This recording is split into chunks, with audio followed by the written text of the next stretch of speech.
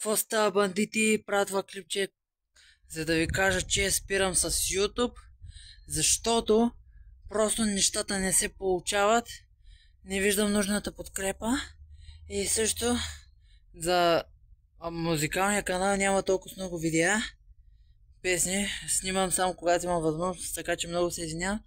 Затова спирам с YouTube, защото самата причина да спра с YouTube е, че ми се щупи телефона и нямам от кой да снимам.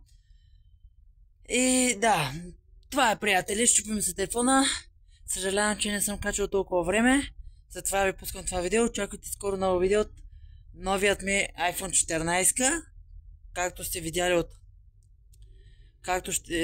видяли от анбоксинга, или скоро ще бъде качен. Така че да знаете, да.